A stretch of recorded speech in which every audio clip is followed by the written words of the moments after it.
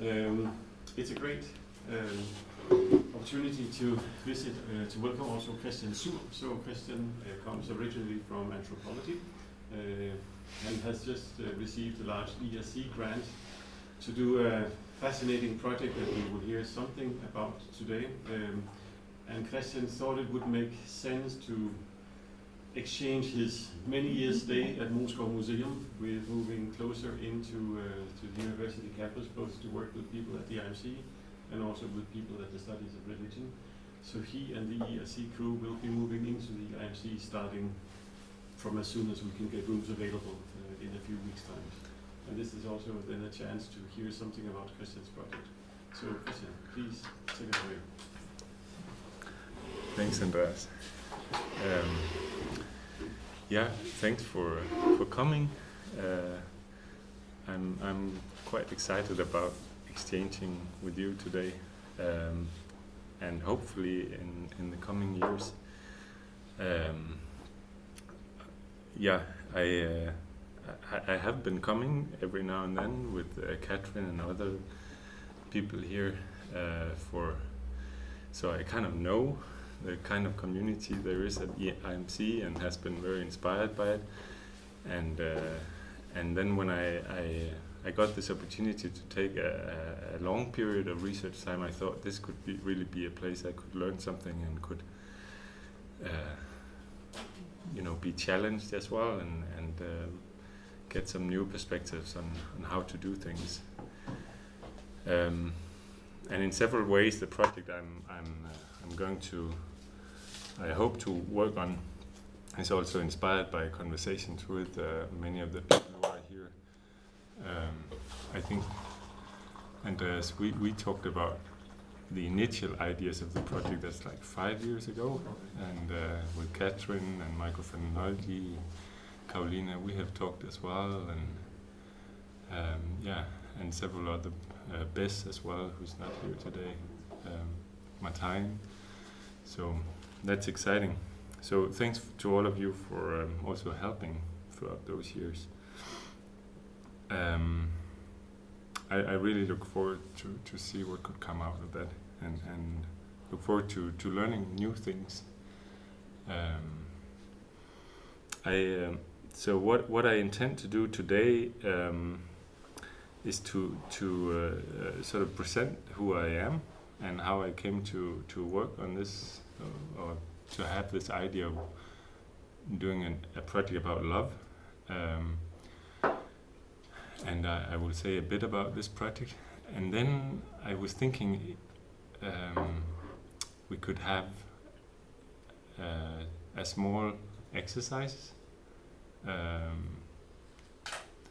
with you, if you want, and which will also give us a break where you can do a walk and talk. And then towards the end we will meet again and have a shared discussion, and maybe I can show a film clip.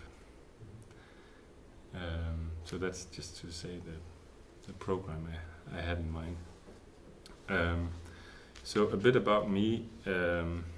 Initially I worked on tourism many years ago in Egypt with camel drivers selling tourists selling camel drivers selling camel trips to tourists at the Giza Plateau. And during that period, I lived with a family as well, where there was a case of spirit possession happening when I was there, which was quite wild to me as a sort of young anthropology student.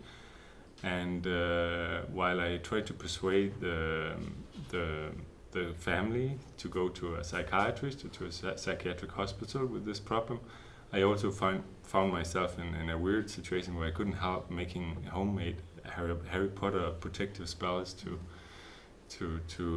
sort of ward out off these spirits that were attacking the family. And that project set me on a course to sort of work on religious experience, spiritual experiences, as well as psychiatric illnesses and spirit possession and religious healing. Because I was in this family where while we were having discussion about whether to go to a psychiatrist, they insisted that it would also be good to have some people come to read religious texts and give blessed honey and all kinds of other things.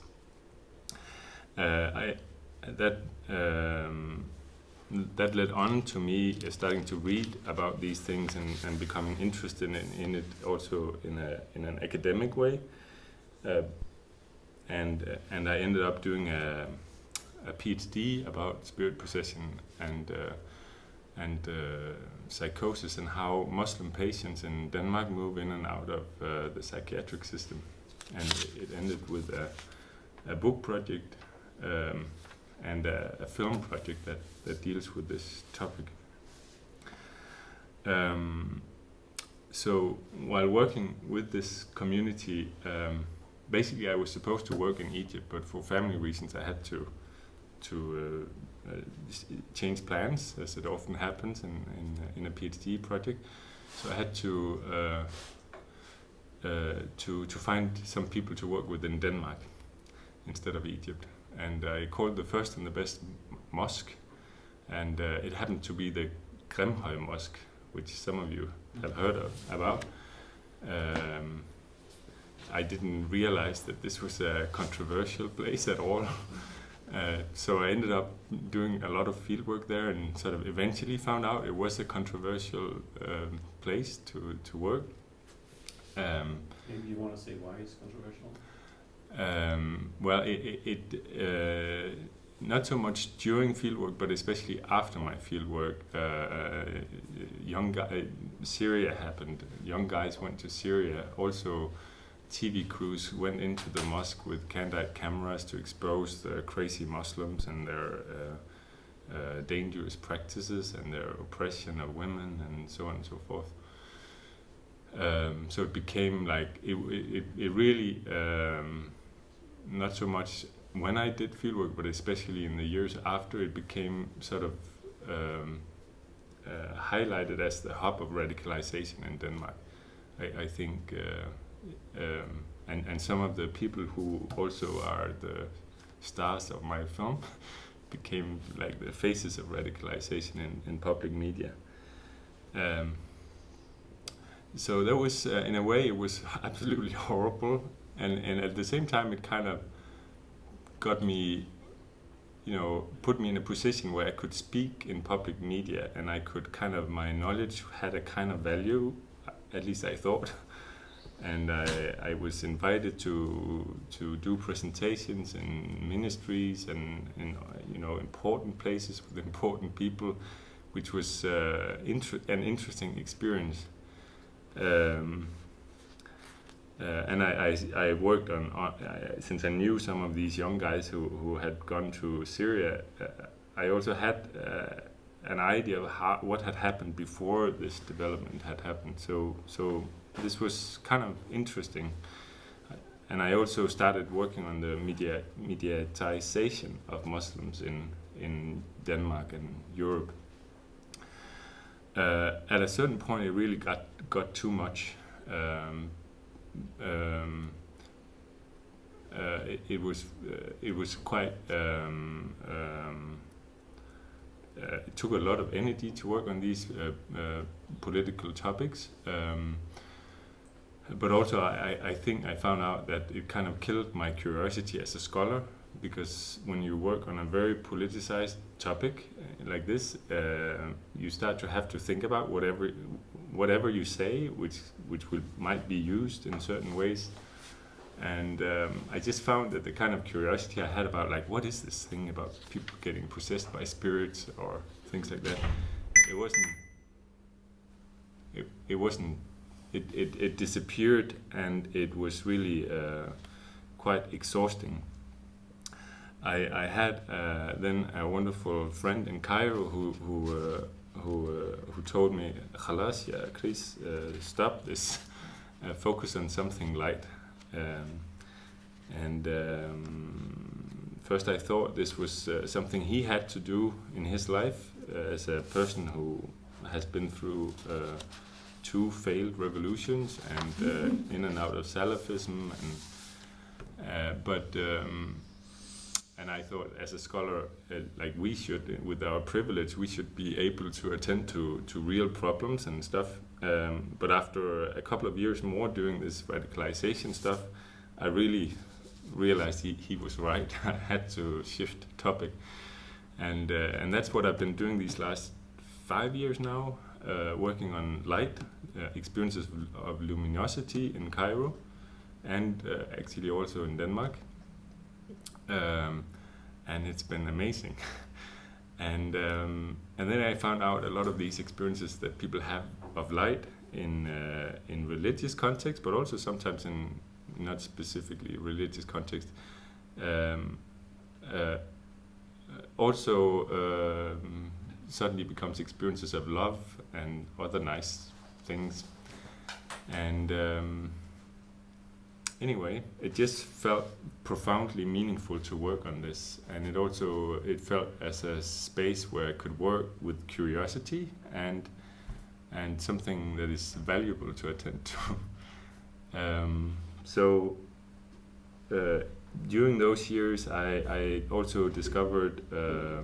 So I work with film as a key tool of all my research. But I also discovered microphenomenology, in particular through Catherine and Martijn, and just was really I assume you all know about microphenomenology. You can't take that for granted. Okay, I'll come back to talk a little bit about microphenomenology. But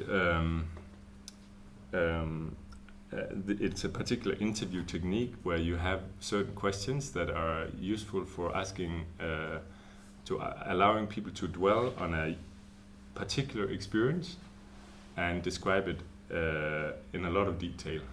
So I have an experience of taking a sip of the coffee, and we can make an interview about this sip of coffee, the taste, and my experience of tasting this. And this interview technique sort of allows me to dwell a little bit with this and really try to describe it in as much detail as possible. It's very simple questions and quite difficult to ask them. I'm not an expert in it, but I'm really surprised and amazed how much better and deeper my interview technique has become by learning this or trying to learn this skill. So microphenomenology suddenly opened up the possibility of actually not only attending to love or experiences of light, but describing them really carefully. And I thought, wow, here we can do something that might be valuable in also with regards to the huge literature on religious experience and love, because I mean, of course, it's a topic that people have been interested in for many years or thousands of years, and there is a great literature, and I probably only have read the top of the iceberg of that literature. However, I think one observation I made from attending to the literature on religious experience and love and those things is that the descriptions of the actual experiences are not always quite very detailed. They're actually quite sometimes even anecdotal. And I thought, here this particular method in combination with visual anthropology could actually allow us to take some further steps into these experiences and maybe provide a different ground for comparison than we have had with other methods. Okay, let me just look at my manuscript.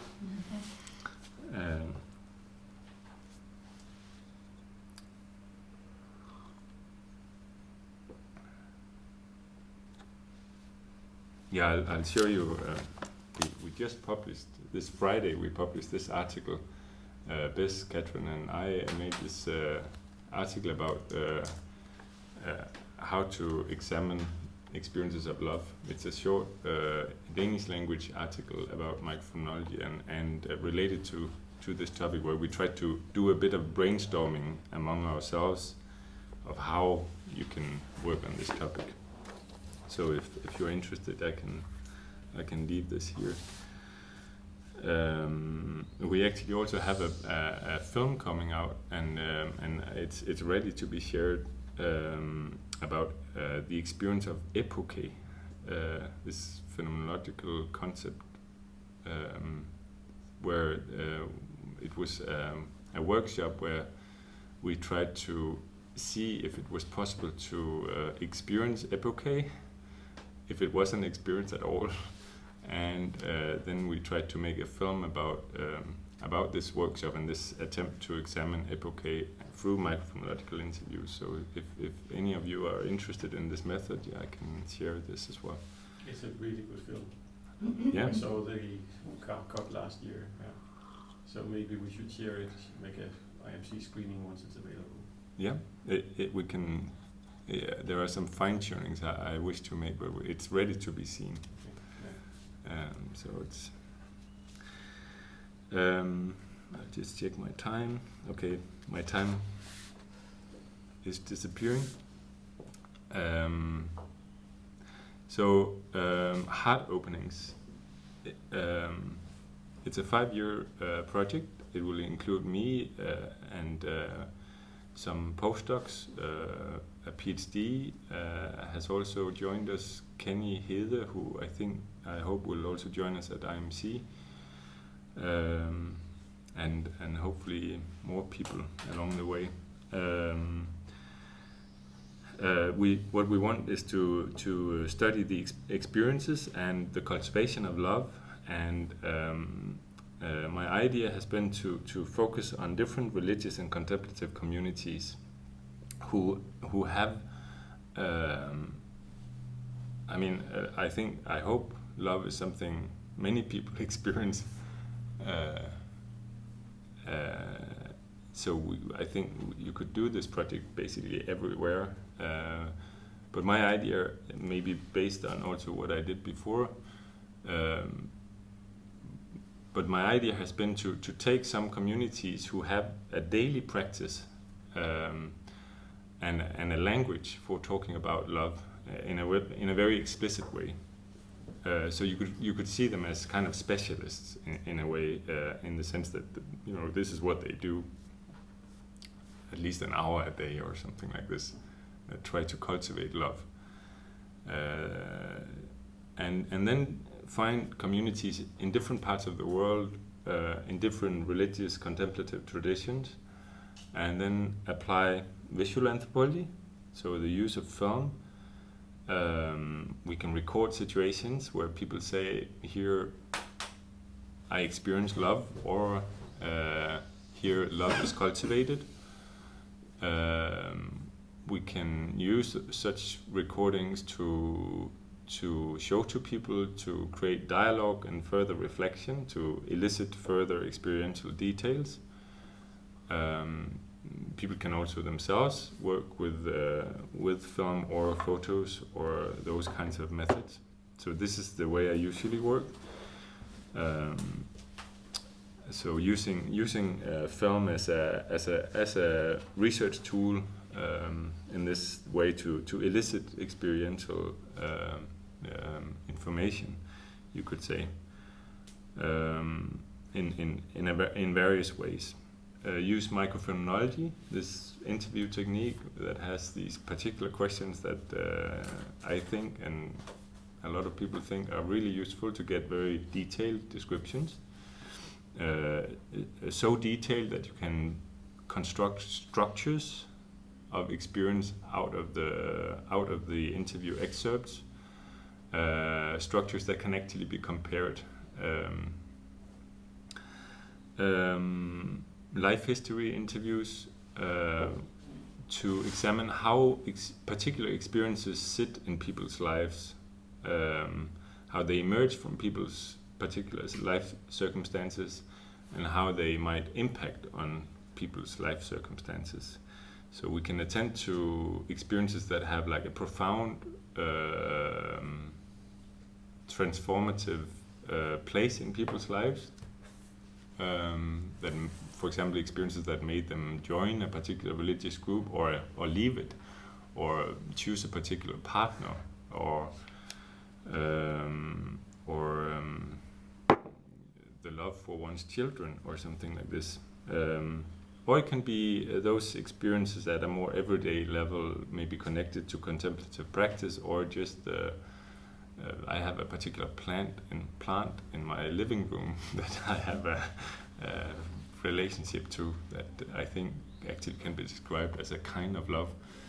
People find these experiences in the weirdest kinds of places. So those we can also, and I think it's worth to examine various levels of love, and not only love in relation to contemplative or religious practice, but also love as it is lived in other dimensions of human life. And then participant observation, which is the anthropological method that we are trained to do as anthropologists, where we spend an awful lot of time with people. We try to, as much as we can, do stuff that people do, and that often helps to learn something about this situation, and to be better able to ask questions as well, and have dialogues about what happens. So participant observation is an important part of this project. So my initial idea has been to focus on Pentecostalism, Tibetan Buddhism, and Sufism in the context of Denmark, as well as Nepal, Egypt, and Papua New Guinea.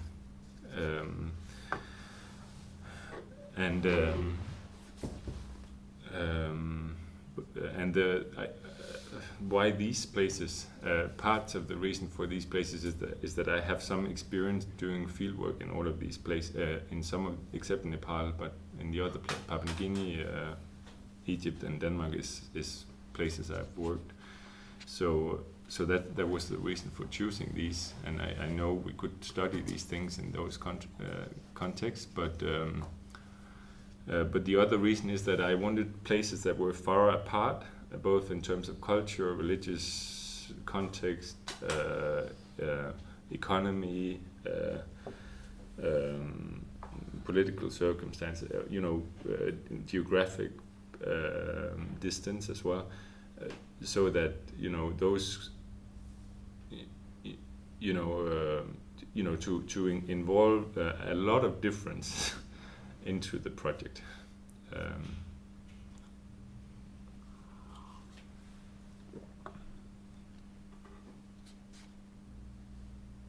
I think I said enough, no? Yeah?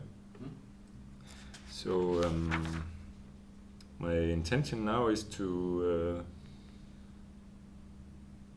now I thought we could do an exercise, but if someone has I'll just, because we can return to the discussion of the project later on, but if someone has like a burning question or something that was formulated really awkwardly and you want to know what I meant, you can ask now.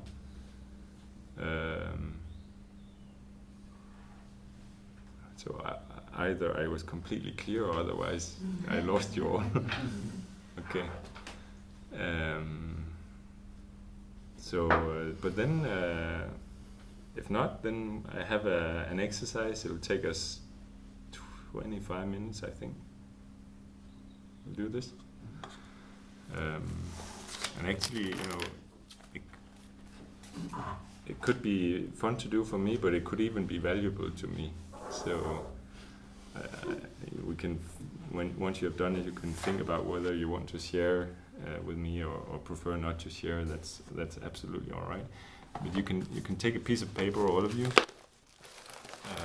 or if you have a laptop you prefer to use, then you can do that as well.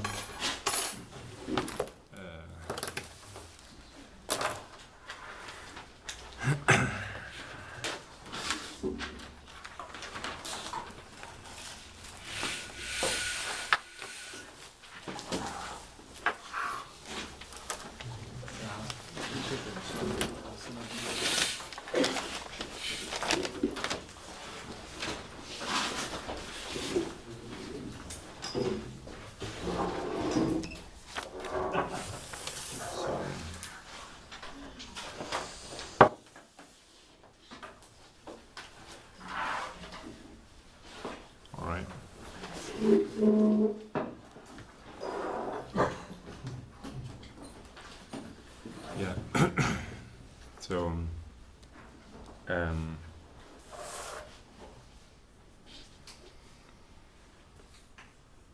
yeah. So what I had in mind is a kind of auto elicitation exercise, followed by a conversation in pairs where we can take a walk.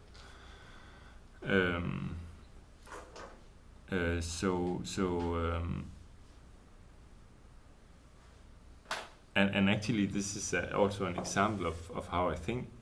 It's a test, you could say. Is it possible to work in this way? I know the time is a bit small, but let's see. And I think also you heard that I didn't come into this project with a particular definition of what is love, and this is intentional. I think you can find a lot of theories about love and definitions of love and various kinds of love, but my intention with this project is really to begin with asking, have you had an experience of love? Whatever you might relate to this concept, and then see what we find when we sort of start from the and go from the bottom up. And this might very well be impossible. I don't know, but let's see. I'm interested in it. So let's try in this situation to see what we can find. So if you, and of course you don't have to do this. It's absolutely voluntary. You can choose an experience of hate or something else, or you can choose not to do it if you're not interested. And later on we'll have a discussion about these things, but it's absolutely voluntary to share or to not share. It's completely fine, whatever you prefer. But what I invite you to is to take first 3 minutes to take a moment to remember an experience of love that you have had. It can be a life-changing experience of love, but it can also just be a very brief moment that you associate with love in whatever way. Any experience of love that comes to your mind, just take 3 minutes to dwell on that. You don't have to write it down yet. Just you can close your eyes. You can just take a little time to allow a moment of love to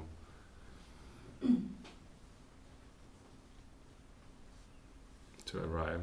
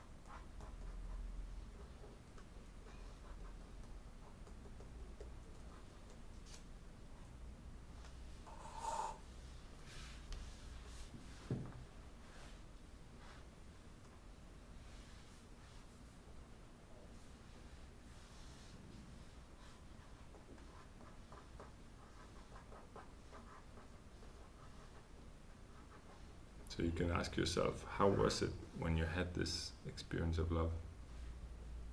How was it for you?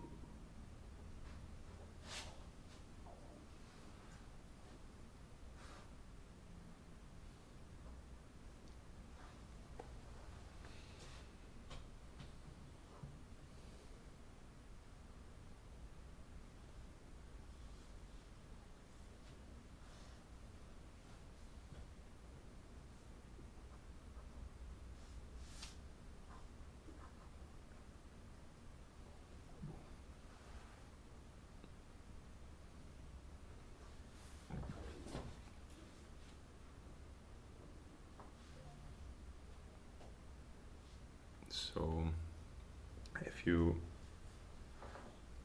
it's okay, I'll just say a few things now. Now I'd like to move on to trying to write down something about what you experienced if you came into contact with a memory or an experience of love that you have had. Then I invite you to take some minutes to write down everything you remember of this moment. And it's a sort of miniature self-microphenomenological interview. And what you can do is to ask yourself, when I had this experience of love, what happened? What did I feel?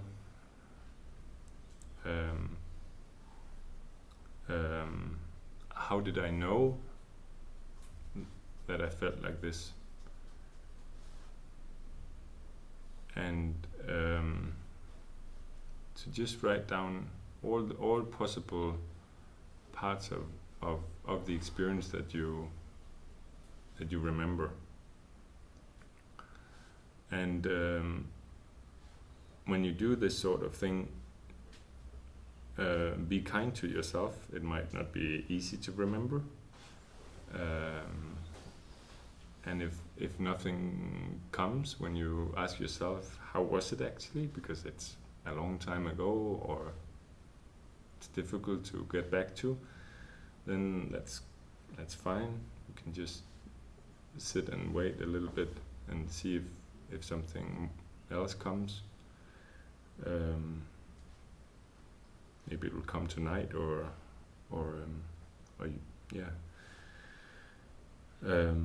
but yeah, so I invite you just to see if you can write down what happened during this experience of love. What did you feel? Did you feel anything in your body? Were there any thoughts you had? How was it? Because I can ask you something. You want one moment, because I was not doing it in that way. Was going through a long period of love with somebody, but you want to focus on one moment? So now I for this I think please choose. If you went through a lot of things, then maybe choose one moment. Choose one moment, like that instance where you felt something like love, and write as much as you can about this moment, and take your time. We'll take 7 minutes to write down everything we can.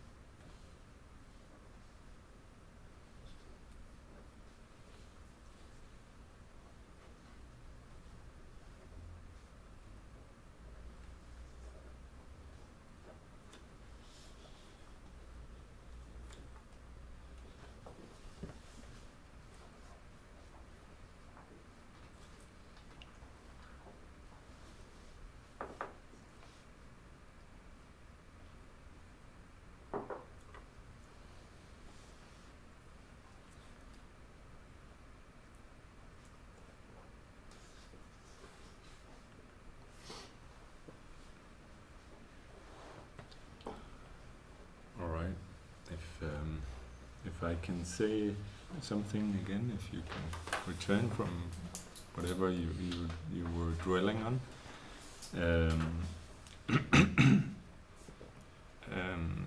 I'm of course curious what you were doing just now. For some, you might have come into contact with experiences that are very private, that you prefer not to share at all, and others might have experiences that you will be happy to share. If you want to share, I'll just give you my email here. You could take a photo of what you wrote, and I'm very good at reading handwriting. Because actually it is interesting for me as a kind of brainstorm, just to see what are the varieties of things that people come into contact with when you ask this question, have you had an experience of something that you relate to love? So if you feel comfortable about sharing it with me, here is my email. You can just take a photo and send it.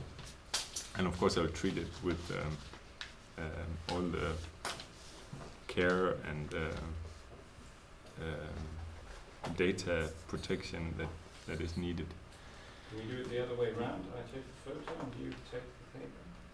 That's also fine, yeah. Well, you can also give me the paper if you prefer, whatever. But what I now invite you to do, and this is the second step of the exercise, is that we take a walk and talk, and it's nice weather, and we can see it as a kind of break as well. I learned it's good to have a break after 45 minutes, so it's exactly 45 minutes now. But where you go out in pairs, 2 and 2, and talk about what you just did. And again, if someone has something that they, experiences of love might not necessarily be comfortable. They can be not comfortable at all, or they can be very private. So, and then you don't have to, explain what, that's completely fine. But maybe some of you have something that you can share, or you can share aspects of the experience. You may not want to talk about the exact experience or the content of the experience, but you can maybe talk about how you experienced what you experienced. Let's say, do you get me? Yeah. So if it's very private, you can do something like that if you want. But what I ask you to do in pairs is to take a walk and talk, and share among each other, or reflect upon how did this experience somehow sit in your life or emerge from your life? How does it relate to your life? And did it have any impact on your life? Those two aspects. Maybe it didn't. Maybe it's completely random, but maybe it had. And you can reflect upon on how it sits. And you can see what I'm doing here is basically brainstorming on the method of my project, which is to do microphenomenology, which we did in a very quick way, you could say, and then doing attending to life history and what something like love does to a person's life. So let's just dwell on this experience and see how it sits in your life, how it emerged from it. Did it have any impact on it? And you can talk about this for 15, let's be back at 12.